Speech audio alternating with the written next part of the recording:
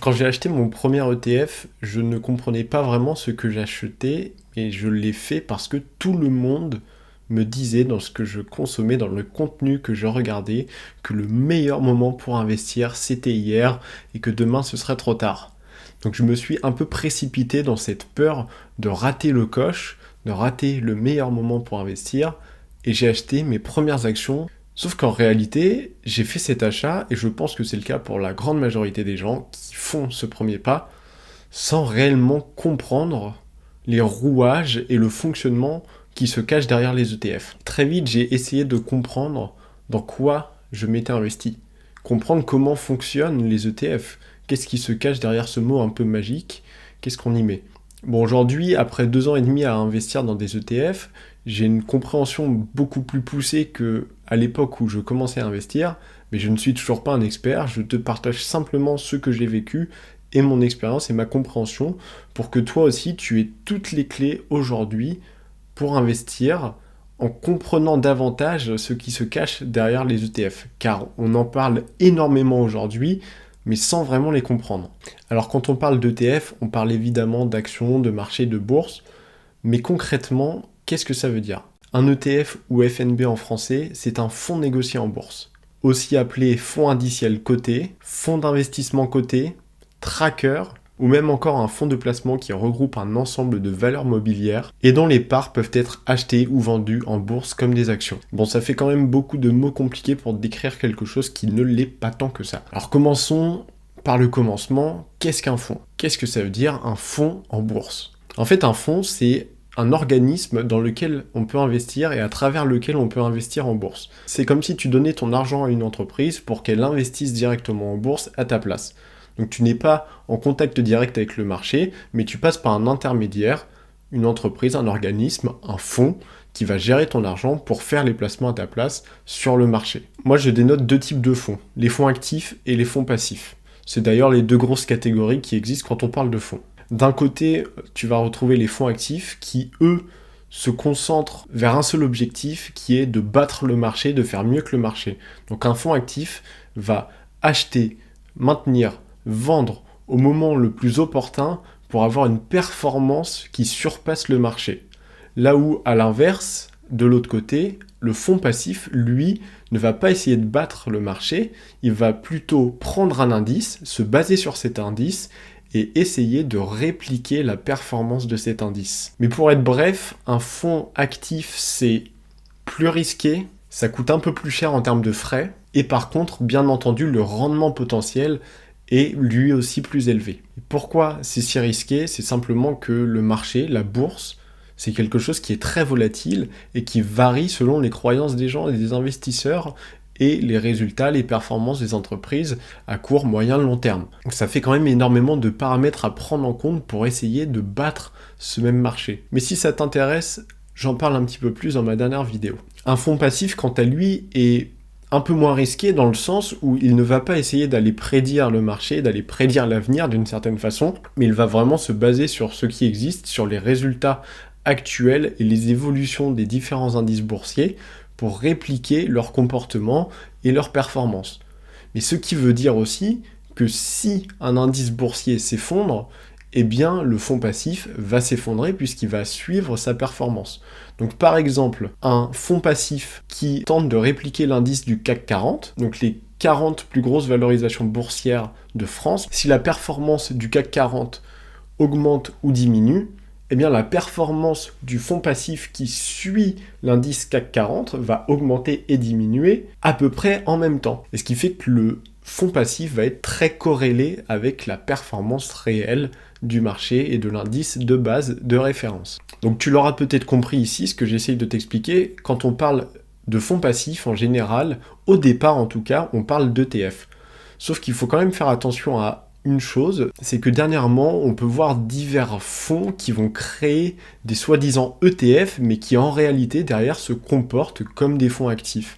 Et la raison à ça, c'est que les ETF se sont tellement popularisés récemment que les fonds actifs, eh bien, plus personne n'investit vraiment dedans. Et donc, rajouter le label ETF, c'est vraiment un peu comme du marketing. Ça permet à des gens qui n'y comprennent pas vraiment et qui savent pas dans quoi est-ce qu'ils investissent, qui ne prennent pas le temps de comprendre là où ils vont mettre leur argent, eh bien de se faire avoir d'une certaine façon en pensant investir sur un vrai ETF, donc j'entends fonds passif, alors qu'en réalité c'est un fonds actif. Dans mon cas, je mise plutôt sur des fonds passifs et donc de vrais ETF gérés passivement, qui répliquent des indices boursiers assez larges et diversifiés, tels que le S&P 500, le MSCI World, etc.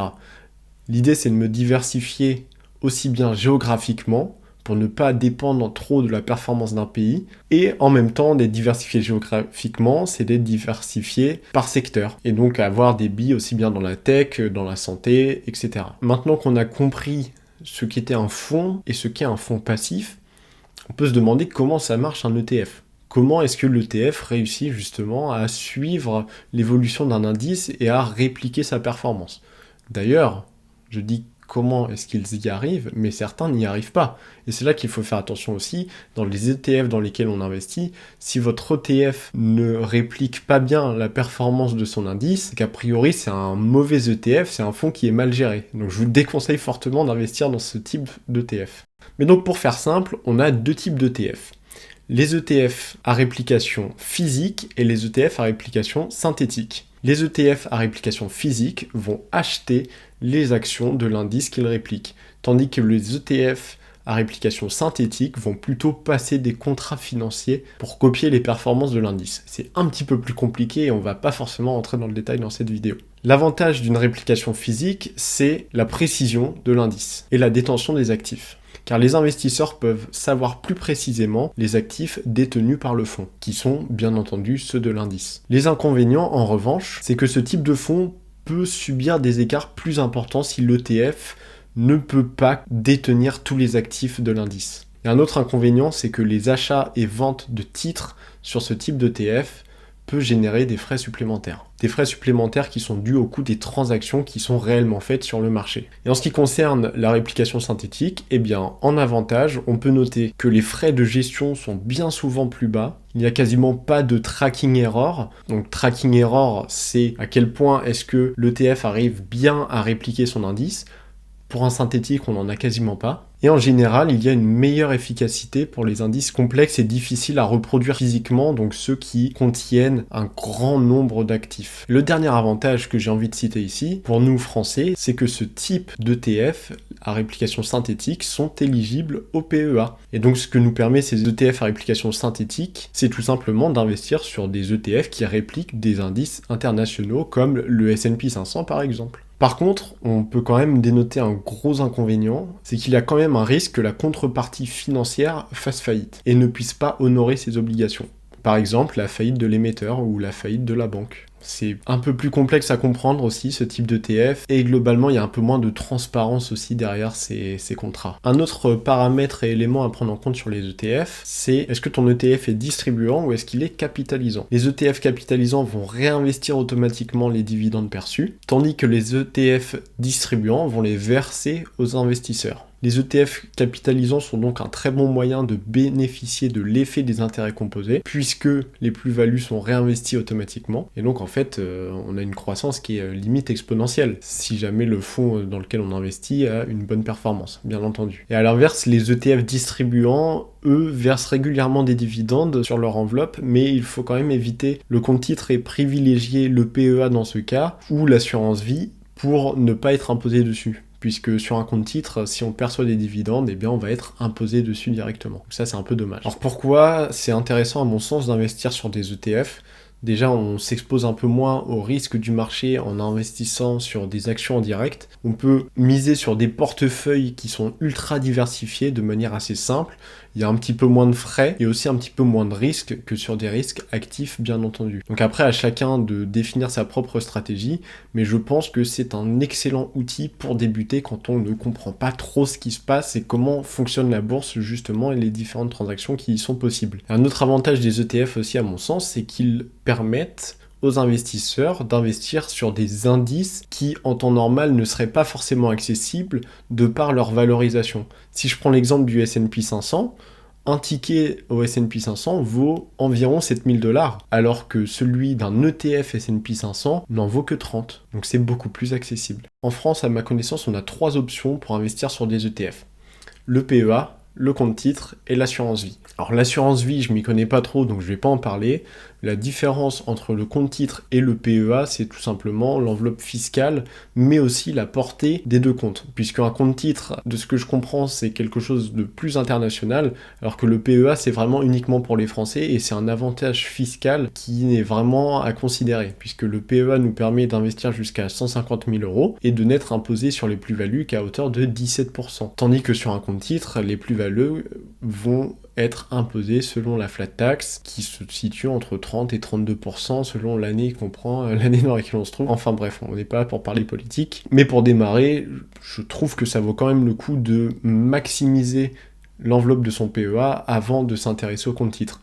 Même si le compte titre, en contrepartie, nous permet d'acheter d'une manière beaucoup plus large à l'international. Sur un compte titre, je vais pouvoir acheter des actions Toyota, des actions Apple, là où sur un PEA, je suis restreint aux actions françaises. Et donc ça nous limite un petit peu en termes de diversification et d'investissement. Mais ce qui reste intéressant, c'est que sur le PEA, on a de plus en plus d'ETF à réplication synthétique qui nous permettent quand même de nous diversifier en achetant sur du S&P 500, sur du Emerging Market, etc., etc. Bon, avant d'acheter votre premier ETF, je vous invite quand même à vous poser tout un tas de questions pour mieux cerner les ETF et mieux les comprendre et ce qui se cache derrière. Déjà, la première question qu'on peut se poser, c'est quelle est la composition de mon ETF ? Quelles sont les actions que contiennent l'indice que réplique mon ETF ? Ensuite, une question hyper importante, c'est combien y a-t-il d'encours sous gestion ? Combien d'argent a été investi dans cet ETF, combien de fonds circulent dans cet ETF. Et en général, un référentiel que j'aime bien prendre, c'est s'il n'y a pas plus de 100 millions d'encours sous gestion, c'est un petit peu trop prématuré pour se garantir que l'ETF va rester dans le temps. Une autre question, c'est est-ce que l'ETF arrive à suivre l'indice qu'il réplique ? Donc là, il faut regarder l'historique entre l'indice et l'ETF. Est-ce qu'il y a une corrélation ou une décorrélation ? Et nous, on vise plutôt la corrélation, sinon c'est beaucoup trop risqué et on ne sait pas où ça nous mène. Ensuite, vous pouvez vous intéresser aux frais de gestion, à combien s'élève-t-il, et qu'est-ce que ça représente sur le long terme. Donc là, faites vos propres simulations en fonction de vos capacités d'épargne et d'investissement. Est-ce que c'est un ETF capitalisant ou distribuant ? Pareil, moi je préfère les ETF capitalisants car ça réinvestit automatiquement.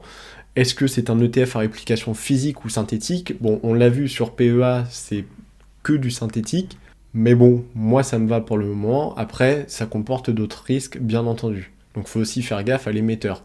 Qui est l'émetteur de l'ETF ? Est-ce que c'est plutôt fiable ? Est-ce que c'est une grosse structure qui existe depuis longtemps ? Ou est-ce que c'est un truc un peu récent et volatile potentiellement ?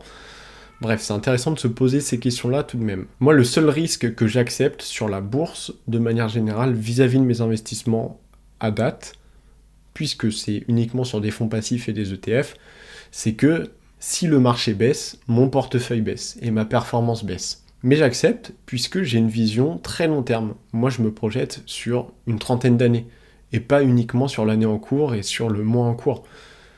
Si jamais il y a un krach boursier dans les 3 prochaines années, eh ben c'est ok, parce que je suis détaché de mes investissements et tout montant que j'investis est un montant que je suis prêt à perdre. Donc c'est aussi ça qu'il faut se dire. Alors bien sûr, j'ai pas envie de perdre tout ce que j'ai investi, c'est pas ce que je suis en train de dire, mais j'accepte que si ça baisse, indirectement, je vais perdre de l'argent sur une vision court terme. Mais je mise sur la croissance long terme. D'ailleurs, la plupart des risques peuvent se modérer via la diversification. Si je suis trop exposé aux États-Unis et que le pays tombe en crise, eh ben, ça va fortement impacter ma performance et la performance de mon portefeuille. Tandis que si je suis diversifié un peu partout dans le monde, c'est quand même rare que la bourse s'écroule partout dans le monde en même temps. Donc au moins, ça permet de contrebalancer sur des périodes un petit peu plus court terme. Bon, j'espère que cette vidéo a répondu aux questions que tu peux te poser sur comment fonctionnent les ETF, quels sont les différents types d'ETF, etc.